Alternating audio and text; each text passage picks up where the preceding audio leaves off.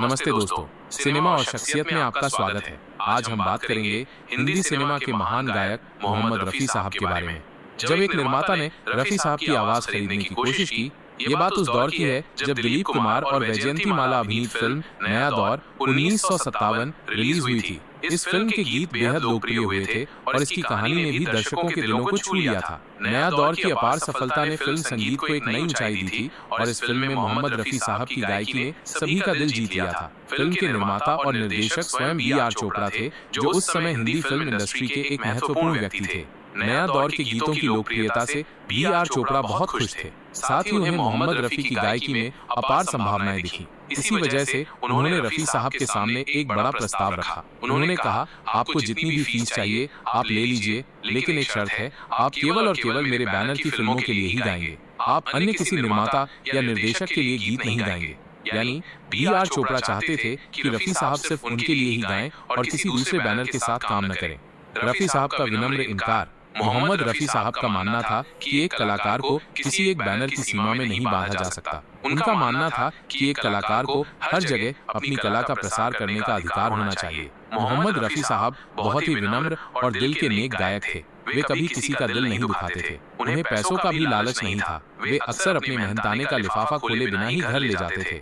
जब बी.आर. चोपड़ा साहब ने उनसे ये बात कही कि वे चाहते हैं कि रफ़ी साहब केवल उनके बैनर के लिए ही गाएं, तो मुस्कुराते हुए मोहम्मद रफ़ी साहब ने बड़े ही विनम्रता से जवाब दिया, चोपड़ा साहब, ये तो मुमकिन नहीं है। मैं केवल एक बैनर तक सीमित नहीं रह सकता। मुझे अन्य फिल्म निर्माताओं की फिल्मों में भी गाना पड़ता है।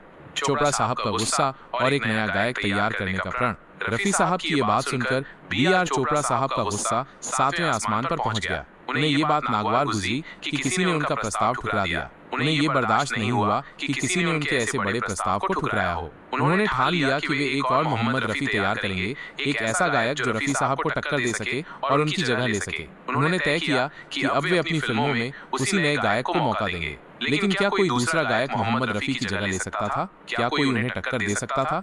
वो गीत जिसे सिर्फ रफ़ी साहब ही गा सकते थे। फिर वो समय भी आया जब निर्माता बी.आर. चोपड़ा को अंततः मोहम्मद रफ़ी साहब के सामने झुकना पड़ा। रफ़ी साहब ने उनके लिए एक ऐसा ऐतिहासिक गीत गाया जो हमेशा के लिए अमर हो गया। यह घटना उस समय की है जब बी.आर. चोपड़ा फिल्म वक्त 1965 बना रहे थे। इस फिल्म में सुनील दत्त, राजकुमार, शशि कपूर और शर्मिला टैगोर जैसे बड़े कलाकार थे। फिल्म का निर्देशन यश चोपड़ा कर रहे थे और संगीत दिया था प्रसिद्ध संगीतकार रवि ने। गीतों को लिखा था मशहूर शायर साहिर लुधियानवी ने। फिल्म के कई गीतों को रवि जी ने महेंद्र कपूर से गवाया था और वे सभी गीत बेहद सफल भी हुए। लेकिन इस फिल्म में एक ऐसा गीत था जिसे सिर्फ और सिर्फ मोहम्मद रफ़ी ही गा सकते थे। किसी और से वो भाव, वो गहराई नहीं लाई जा सकती थी। दरअसल फिल्म वक्त के अधिकांश गीत संगीतकार रवि ने महेंद्र कपूर से गवाए थे, लेकिन उन्हें उस एक विशेष गीत के लिए मोहम्मद रफ़ी ही चाहिए थे। संगीतकार रवि जानते थे कि फिल्म में किस गायक को लेना है, ये पूरी तरह निर्माता के हाथ में होता है, क्योंकि फिल्म में पैसा उन्हीं का लगता है।